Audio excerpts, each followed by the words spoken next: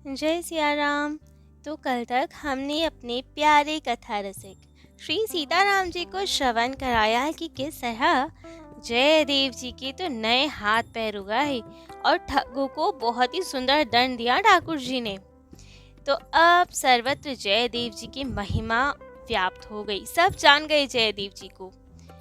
तो अब राजा बहुत प्रसन्न और उनको जाने ही ना दे कि गुरुवर आपका सानिध्य हमें चाहिए, आपका सत्संग चाहिए, तो कृपा कर यहीं विराजिए, पूरे राज्य में भक्ति की एक नई धारा का प्रवाह कीजिए।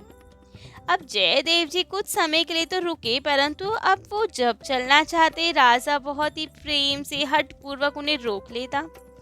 उनके प्रेम पे दीज के वे रुक भी जाते, परंतु अब एक बार जयदेव जी ने कहा आज तो हमें जाना ही होगा, बहुत समय हो गया है। आप लोगों की गुरु माँ हमारी धर्म पत्नी पद्मावती जी वे भी प्रतीक्षारत होंगी। हमें घर से निकले 1 वर्ष हो गया, पहले कथा की, फिर जंगल में रहे, जब हाथ पैर कट गए, फिर यहाँ पे कितने समय तक रहे, अब ठग आए और उसके बाद ये, तो करीब 1 वर्ष हो गया, तो हमें अब चलना चाहिए। अब तो राजा बहुत चिंतित कि अरे आप 1 वर्ष से यहाँ हैं, इतना दूर हैं, तो गुरु माँ को तो बहुत चिंता होगी आपकी, वे तो क्या क्या सोच रही होंगी, उन्हें तो संदेशा भिजवाना चाहिए तुरंत ही। लेकिन जयदेव जी मुस्कुराए, कह रहे नहीं ऐसी बात नहीं, उन्हें चिंता नहीं होगी। तब राजा ने कहा ऐसे नहीं हो सकता गुरुवर, 1 वर्ष हो गया आपको गए हुए, तो आपकी पत्नी को, हमारी गुरु माँ को चिंता तो होगी ना।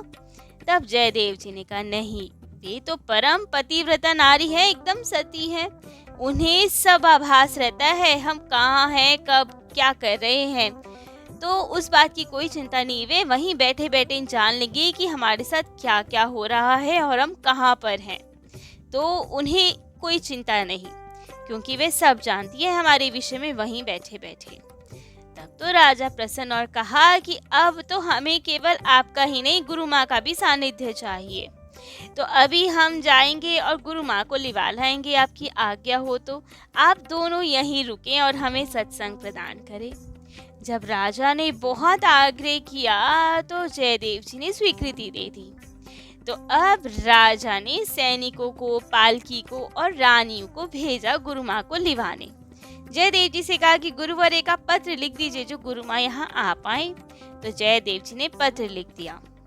तो अब अपनी पति की इच्छा जानकर और इतना स्नेह देकर राजा रानी का पद्मावती जी भी यहाँ राजमहल में आ गई। दोनों की भेंट हुई और सब ने उन दोनों का दर्शन करके खूब कृतार्थ हुए, खूब सत्संग होने लगा। परंतु अब गुरु माँ को कहाँ ठहराया जाए, क्योंकि जयदेव जी तो संत स्थान पे रहते थे संतों के साथ, या फिर राजा के साथ उनके महल में रहते थे। वहाँ तो पद्मावती जी नहीं रह सकती थी, ना संतों के बीच ना राजा की उस महल में। तो निश्चय किया गया कि गुरु माँ को रानियों के साथ ठहराया जाएगा। राजा ने अपनी रानियों को खूब सिखाया कि गुरु माँ है, इनका खूब आदर करना, इन्हें कोई कमी ना हो। जैसे हम गुरुदेव की सेवा करते हैं, उनकी छोटी सी छोटी बात का ध्यान रखते हैं, उनके चरण दबाते हैं, सत्संग प्राप्त करते हैं, वैसे ही आप सब गुरु माँ से खूब सत्संग प्राप्त करना, उनकी खूब सेवा करना, उन्हें प्रसन्न रखना। परंतु रानियाँ तो इतनी वैष्णव नहीं थी, उनके मन में उतना भक्ति भाव नहीं था। वो तो राजा जी की आज्ञा थी और उन्हें प्रसन्न करने के लिए उन्हें लिवा लाई थी, लेकिन वो भाव कहाँ जो राजा में था। लेकिन फिर भी अपने साथ अपने निवास में ले गई, खूब प्रेम से सेवा आदि तो करती थी, लेकिन ऊपरी ही मन से। अब जयदेव जी ने पद्मावती जी को कहा कि आप अब रानियों के साथ रहती हैं, उतनी वैष्णवता अभी नहीं है उनमें, तो जैसे हम राजाओं को सत्संग प्रदान करते हैं, आप एक भक्ति की धारा रानियों के बीच पूरी, तो वहाँ पे एक धारा स्फुरित हो तो आनंद रहे, रानियाँ भी वैष्णव हो जाएं, खूब भक्ति भाव प्रेम भाव से भर जाए उनका भी हृदय, तो राजा को भी प्रसन्नता होगी। तो आप अब रानियों के बीच में रहकर उन्हें सत्संग प्रदान किया करें। तो पद्मावती जी ने स्वीकृति दी। अब वहाँ रानियों के बीच भी खूब सत्संग होता, खूब आनंद रहता। इसी बीच एक दिन क्या हुआ, एक दिन रानी की दासी ने उन्हें आकर सूचना दी। कहा कि रानी जी, आपके भैया का अचानक ही देहांत हो गया है और आपकी सभी भाभियां, जितनी भी उनकी रानियां हैं, किसी ने अग्नि में कूद के प्राण दे दिए, कोई छत से गिर पड़ी, किसी ने अपने हाथ काट लिए। इतनी सती साध्वी हैं आपकी भाभियां, उनका वियोग नहीं सह पा रही। तो अब तो ये सब सुन के तो वे अपनी भाभियों की बहुत प्रशंसा करने लगी और बहुत दुख मनाने लगी अपने भाई के लिए कि हमारे भाई चले गए, लेकिन हमारी भाभियां कितनी सती हैं, भैया के पीछे पीछे सब प्राण त्याग रहे हैं, कोई अग्नि में कूद रहा है, कोई छत से गिर रहा है, और बहुत ही विलाप करती रहती, भाभियों की प्रशंसा करती जाती।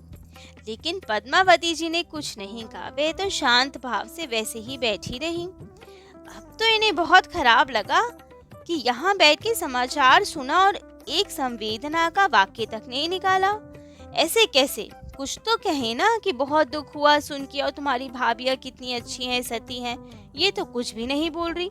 तब तो रानी ने कहा कि गुरु माँ, आपने सुना नहीं, हमारे भाई का देहांत हो गया और हमारी भाभियां कितनी सती सावित्री हैं, भैया के पीछे पीछे सती होने में लगी हैं।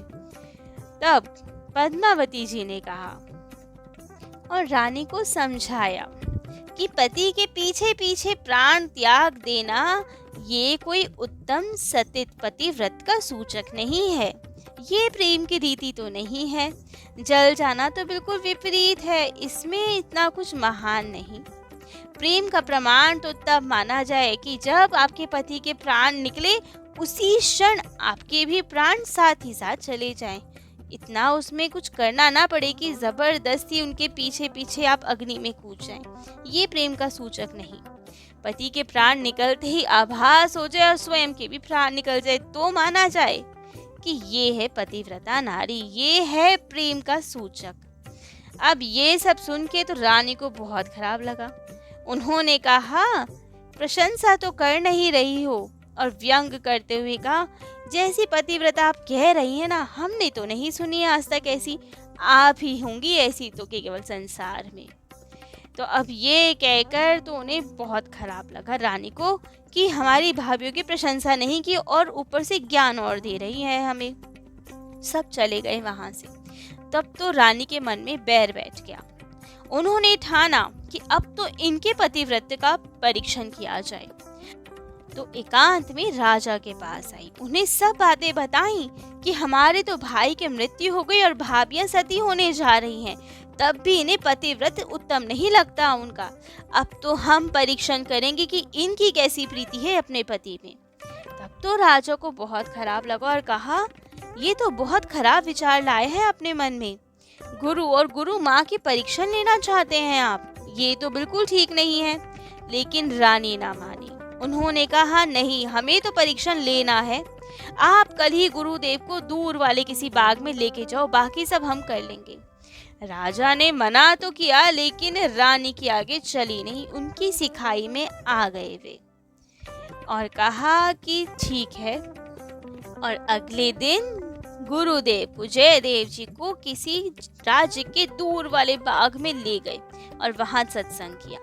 और इधर जब सब रानियां गुरु माता से, पद्मावती जी से सत्संग प्राप्त कर रही थी, तभी योजना के अनुसार एक दासी दौड़ती हुई बड़ी दुख में आई और कहा कि रानी जी, स्वामी जी तो पधार गए, अर्थात जयदेव जी, कि जयदेव जी का तो देह शांत हो गया, वे तो ठाकुर जी के धाम को चले गए। और ये सुनते ही अब रानियां तो जितनी थी सब ढोंग करने के लिए खूब जोर जोर से लौटने लगी, रोने लगी। और पद्मावती जी से कहा, अरे गुरु माँ, ये सब क्या हो गया, आपके पतिदेव कैसे सिद्धार गए, गुरुदेव कहाँ चले गए। तो बहुत रोने विलाप करने लगी, ढोंग करने लगी। परंतु पद्मावती जी ने बहुत शांत भाव से कहा कि रानी जी, मेरे स्वामी को मैं बहुत अच्छी तरह जानती हूँ, उन्हें कुछ नहीं हुआ, तुम इस धोखे में मत आओ, रोना गाना बंद करो। और ध्यान धर के बैठी और कहा कि मेरे स्वामी तो राज्य के उस कोने में उधर बाग में टहल रहे हैं और गीत गोविंद का ये वाला पद राजा को सुना रही हैं। खूब आनंद में है वे दोनों, आप चिंता ना करें। क्योंकि जैसे पहले जयदेव जी ने भी बताया था कि पद्मावती जी को तो हम कहीं उन्हें आभास रहता है, इतना सतीत्व, इतना पतिव्रत है उनमें कि वे जान जाती हैं कि हम सकुशल हैं या नहीं है या कहाँ हैं। तो पद्मावती जी ने सब बता दिया। अब रानी तो हैरान, लेकिन उन्हें लगा अवश्य ही इन्होंने हमारी बातें सुन ली होंगी राजा से जब कर रहे थे, तो इन्हें पता लग गया होगा योजना का, इसलिए इन पे प्रभाव नहीं पड़ा। लेकिन फिर भी उन्हें बहुत लज्जा तो हुई ना कि हमारा भेद खुल गया इनके आगे। कुछ दिन बीते, फिर रानी ने ऐसी कुछ योजना बनाई। अब तो दिन भर उनके मन में यही विचार चलता कि कैसे परीक्षण लिया जाए, कभी कुछ करे कभी कुछ करें, योजना बनाती जाए। अब तो पद्मावती जी ने सोचा कि रानी से तो नित्य ही अपराध बन रहे हैं। हमेशा वे उनके मुख से यही निकलता है कि गुरुजी मर गए, गुरुजी का देहांत हो गया, ये घटना घट गई। क्योंकि षड्यंत्र उनका ऐसा था कि वो हमारी परीक्षा लेना चाहती हैं, इसलिए बार बार उनसे अपराध बन रहा है। तो क्यों ना इस बार परीक्षा दे दी जाए, रानी को कुछ सिखाया जाए।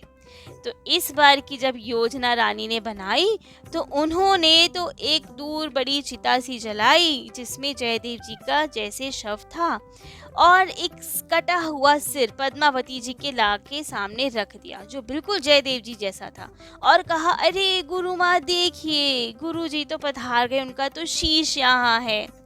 तो अब पद्मावती जी तो जानती थी कि ये सत्य नहीं है, परंतु फिर भी हर बार रानी से अपराध बन रहा है गुरुजी के प्रति, तो क्यों ना इस बार परीक्षा दे दी जाए। तो बस अब जैसे ही शीश उनकी गोद में आया, तो पद्मावती जी ने तो जयदेव जी का नाम लेकर प्राण त्याग दिए। तो अब तो ये देखकर रानी डर गई। वैद्यों को बुलाया गया कि क्या हो गया, ये मूर्छित हो गई या क्या हुआ। लेकिन वैद्यों ने बताया कि इनके शरीर में तो प्राण ही नहीं है, ये तो ठाकुर जी के धाम को पधार गई, शरीर छोड़ चुकी हैं ये। तब तो रानी की सब कांतिहीन हो गई, सफेद पड़ गई रानी कि ये क्या हो गया। उन्होंने तो कभी स्वप्न में भी नहीं सोचा था कि ये सब हो सकता है। उन्हें तो यही लगता था कि ये केवल बातें बनाती हैं, कि ऐसा कोई पतिव्रत थोड़ी होता है। लेकिन आज जब देखा तो रानी के तो होश उड़ गए। सब जगह बात फैल गई कि गुरु माँ तो देह त्याग कर चली गई, ठाकुर जी के धाम चली गई। यही सब में राजा को खबर मिली। अब तो राजा समझते देर नहीं लगी कि हमारी स्त्री रानी के कारण ही ये सब हुआ है। राजा ने ठान लिया। इधर रानी दुखी कि राजा तो हमारे प्राण ले लेंगे अब कि हमने ये सब किया है, लेकिन राजा अलग ही आवेश में। राजा ने कहा, जब गुरु माँ ही नहीं रही और हमारी गलती से नहीं रही, हमने पहली बार में ही रानी को नहीं टोका, उसकी बात मानी, इसलिए आज ये सब हुआ, तो हमें भी प्राण नहीं रखने, हम भी गुरु माँ के साथ ही जलकर मर जाएंगे आज तो। राज हट कर ली उन्होंने, किसी की बात ना माने। जयदेव जी ने भी समझाया कि कोई बात नहीं, यदि गुरु माँ सिधार भी गई तो कोई बात नहीं, तुम क्यों प्राणों का त्याग करो, सब ठाकुर जी की इच्छा है, जब जिसको अपने पास बुलाना चाहे तभी बुलाते हैं, तो तुम अपना शरीर मत त्यागो, कोई बात नहीं। लेकिन राजहट कि नहीं गुरुदेव, हमारी ही गलती है, सब षड्यंत्र रचा गया है, रानियों के साथ साथ हम भी दोषी है जो हमने सहयोग किया, पहली बार में ही मना नहीं कर दिया उन्हें कढ़ाई से, इसीलिए ही ये सब हुआ, हम तो प्राण त्यागेंगे। जब राजा माने ही नहीं, इतनी ग्लानि उनके में कि हमने आपके दिए हुए सब उपदेशों को निष्फल कर दिया, कुछ नहीं सीखा आज तक आपसे, इतने व्याकुल कि बस अब तो प्राण ही त्यागने को तैयार बैठे। तब जयदेव जी ने कहा, ठीक है, तुम चिंता ना करो।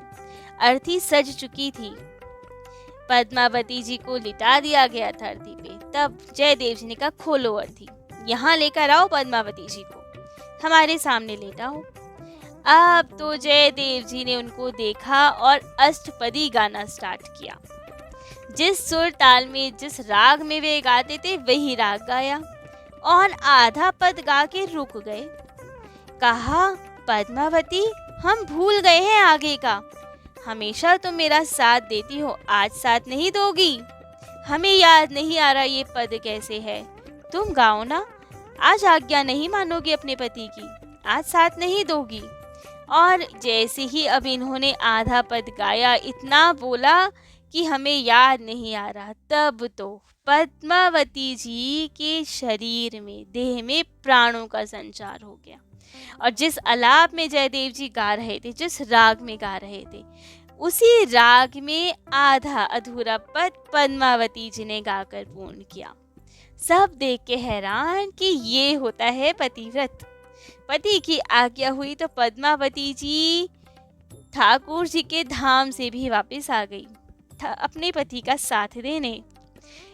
तो अब सर्वत्र हर्ष का माहौल, सब रानियों को भी सबक मिला, गुरु माँ के प्रति निष्ठा हुई।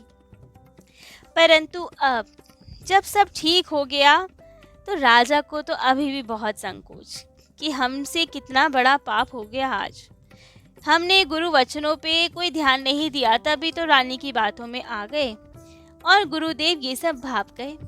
तब तो जयदेव जी ने कहा कि राजन, अब हम अपने गांव वापस जाएंगे, किंदुबिल गांव, और वहीं पे भक्ति पूजा करेंगे। तुम भी यहाँ आते रहना हमारे पास, और कभी कभी हम भी आएंगे। अब यहाँ रहा नहीं जाएगा, सबको बाधा होगी, क्योंकि तुम्हारे मन से वो ग्लानि जाएगी ही नहीं। तो हर गुरु पूर्णिमा पे या जब अवसर लगे तब सत्संग प्राप्त करने हमारे जगह ही आना, किंदुबिल ग्राम ही आना, और कभी कभी हम आया करेंगे अपने प्रिय शिष्य से मिलने, क्योंकि यहीं पे रहे तो तुम्हें यही स्मृति बार बार बनी रहेगी, तो सत्संग में रस नहीं आएगा तुम्हें, इसलिए अब दूरी आवश्यक है। इस पे एक बहुत सुंदर कथा आती है, एक दृष्टांत मिलता है ग्रंथ में, जो इस प्रकार है। एक बार शास्त्र पुराण के एक पारंगत विद्वान ब्राह्मण थे। उनके पास धन का बहुत अभाव था। कई जगह कथा का प्रस्ताव तो भेजा, लेकिन कहीं से उत्तर ही नहीं मिला। तो अब क्या करें? सोचा कि कोई बात नहीं, ठाकुर जी है ना हमारे, कहीं जाकर ठाकुर जी को ही कथा सुनाया करेंगे। कोई बात नहीं, अब कोई नहीं है जो हमसे कथा करवाए, तो क्या करें, ठाकुर जी हैं, वो उन्हीं को सुना दिया करेंगे कथा। तो एक दूर में जंगल में गए, वहाँ बहुत सुंदर सा स्थान देखा, ठाकुर जी की मन में भावना की और वहीं पे ठाकुर जी के भाव से कथा बाँचने लगे। वहाँ पे बांबी में एक सर्प रहता था।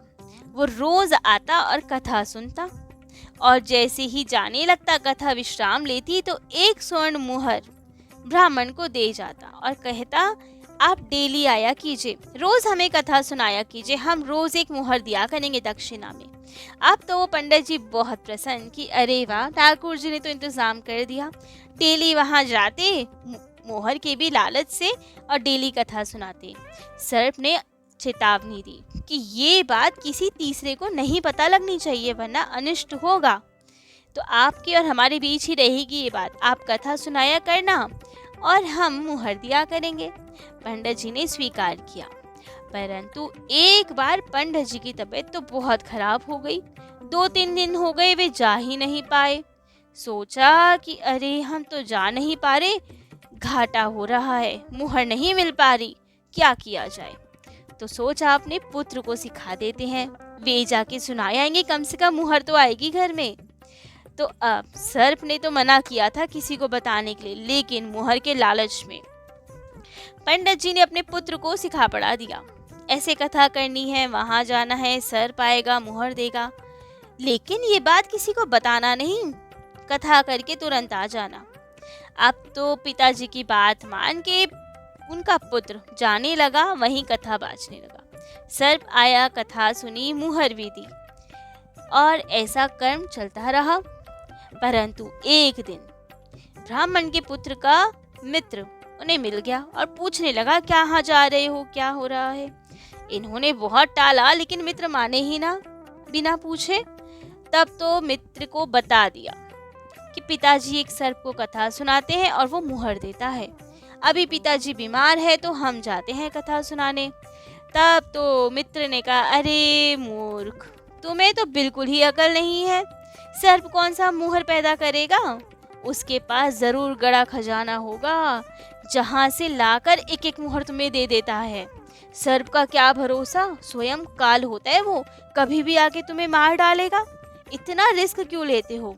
चलो मैं भी चलता हूँ तुम्हारे साथ कथा देखने। तुम कथा सुनाना, डंडा लेके बैठना पास में। जैसे ही सर्प आए उसे मार देना डंडे से, जिससे वो तुम्हें ना मार पाए।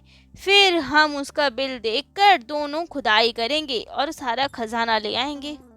अब तो उसकी बातों में ये आ गया ब्राह्मण का पुत्र, और दोनों गए। जैसे ही इन्होंने कथा प्रारंभ की, सर्प आया अपने बामी से बाहर, और इशारा पाते ही इन्होंने तो डंडे से प्रहार किया। सर्प की पूंछ में लगी चोट बहुत, और सर्प ने ब्राह्मण पुत्र को डस लिया और वो तुरंत ही मर गया। और उसका मित्र तो ये सब देख के डर के भाग गया और ब्राह्मण को सब बात बताई। अब ब्राह्मण को तो बहुत पश्चाताप हुआ अपनी करने पे। उन्हें याद आया कि सर्प ने मना किया था किसी को बताने के लिए, लेकिन अब क्या करे, घर तो चलाना ही है, मुहरे चाहिए। तो अब पुत्र की मृत्यु का शोक भुलाकर वे स्वयं गए कथा करने। सर्प भी आया, इस बार 5 मुहरे दी उन्हें। तब तो पंडित जी ने पूछा कि आज क्या विशेष है, आज 5 मुहर क्यों दी है आपने? तब सर्प ने कहा, गई मित्र की मित्रता, गयो कथा को भाव, तो ही न बेटा भूल ही मोहि पूछ को घाव। अर्थात पहले हमारे में मित्रता थी जो चली गई है, पहले कथा में भाव आता था वो भी चला गया है। तुम यहाँ अब लालच से आए हो, तुम्हें अब अपना बेटा नहीं भूलेगा कभी भी। जब भी मुझे देखोगे तुम्हें याद आएगा कि मेरा पुत्र मर गया, और मुझे अपनी पूंछ का घाव नहीं भूलेगा। मुझे भी याद आएगा कि इसी के बेटे ने मेरी पूंछ में घाव दिया है। तो अब उत्तम यही है कि अब कभी ना आना कथा सुनाने। 5 मोहरे लियो और जैसे आराम करो। तो यही सब विचार कर जयदेव जी भी अपने गांव में आ गए। उन्होंने राजा से यही कहा कि तुम्हें अपनी आत्मग्लानि कभी नहीं भूलेगी, तो इसीलिए ही अब हम दूर रहे वही उचित। कभी कभी आया करो सत्संग में, जिससे कि तुम्हारा सत्संग में भाव बने, आत्मग्लानि थोड़ी कम हो। अब जहाँ जयदेव जी का आश्रम था वहां से गंगा जी की धारा 18 कोस पे थी, परंतु ये फिर भी नित्य जाते थे वहां पे स्नान करने। वृद्ध हो गए थे बहुत, कई बार तो गिर भी पड़ते थे। अत्यंत वृद्धता के कारण इतना दूर जाते तो लड़खड़ा के गिर जाते। गंगा मैया ने बहुत मना किया कि पुत्र तुम वहीं से मेरा ध्यान कर लिया करो ना, घर पे ही स्नान करो, यहाँ इतना दूर मत आया करो। लेकिन जयदेव जी ने कहा, नहीं माँ, मैं तो आप ही के जल में स्नान करूँगा, घर पे नहीं करूँगा स्नान, यहीं आऊँगा। तब तो गंगा मैया ने कहा कि यदि तुम अपने हट से नहीं हटोगे तो फिर मुझे आना पड़ेगा वहाँ, मैं नहीं तुम्हारा कष्ट देख सकती। जयदेव जी ने कहा, नहीं नहीं माँ, आप यदि मेरे स्थान पे आएंगी तो सर्वत्र बर्बादी हो जाएगी।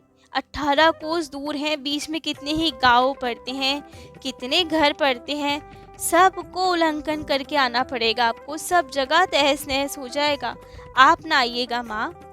तब तो गंगा मैया मुस्कुराई और कहा, नहीं, किसी मर्यादा का उल्लंघन नहीं करूंगी, किसी को हानि नहीं पहुंचेगी। तुम्हारे वहां पे एक सरोवर है ना, उसी में प्रकट होंगी मैं।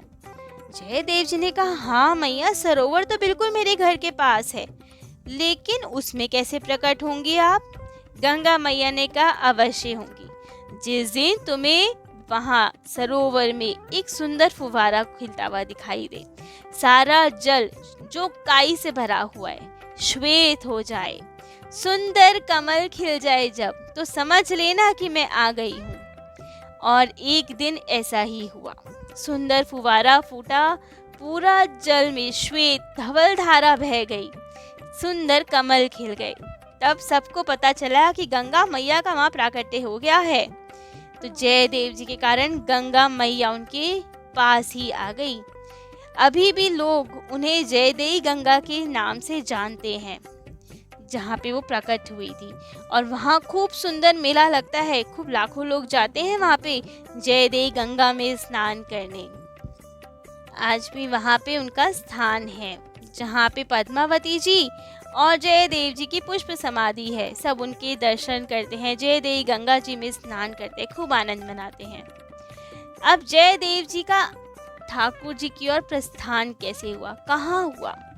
ये स्थान पे तो उनकी फूल समाधि है केवल, उन्होंने अपने शरीर का त्याग यहाँ नहीं किया था। अब ठाकुर जी के भक्त हैं तो कहाँ ही जाएंगे? वृंदावन। ठाकुर जी के पास अंतिम समय ठाकुर जी के धाम में ही रहना चाहा इन्होंने। जब बहुत वृद्ध हो गए तो इन्होंने अपनी परम साध्वी पत्नी श्री पद्मावती जी और कुछ सत्संगियों को साथ में लेकर वृंदावन की ओर यात्रा की। तब तो वृंदावन का प्राकट्य नहीं हुआ, तो खूब गहन जंगल था वृंदावन। वृंदावन कोई कहाँ ही जाता, पशु थे, खूब घनी लता पता थी वहाँ पे। लेकिन वहीं पे यमुना जी के तट पे छोटे से आश्रम बना के वहीं रहते थे। राजा को मना कर दिया था कि कोई वहाँ सुख सुविधा ना पहुँचाई जाए, कोई नहीं आएगा वहाँ पे। केवल ये, इनकी पत्नी और कुछ सत्संगी वहाँ रहते थे। इनके ठाकुर जी वहाँ रहते थे, जिनका स्थान आज भी है वहाँ पे, इनके ठाकुर जी का। लेकिन जब वहाँ आक्रमण आदि हुए और साई ठाकुर जी बाहर गए, अधिकतर तो जयपुर ही गए, तब इनके ठाकुर जी भी जयपुर में जा बसे। अब उनका प्रतिनिधि स्वरूप तो शायद है वृंदावन में, इनकी समाधि भी है वृंदावन में एक स्थान पे। तो वहीं पे वृंदावन में ही इन्होंने ठाकुर जी को याद करते करते अपने इस पंच भौतिक देह का त्याग करा और दोनों पति पत्नी ठाकुर जी की नित्य लीला में प्रवेश कर गए, ठाकुर जी में ही समा गए, गोलोक धाम को चल दिए। तो ऐसा दिव्य चरित्र था श्री जयदेव जी का। तो आज के लिए इतना ही। कल किसी अन्य दिव्य भक्त का चरित्र अपने कथा रसिक श्री सीताराम जी को श्रवण कराएंगे। जय जय श्री सीताराम।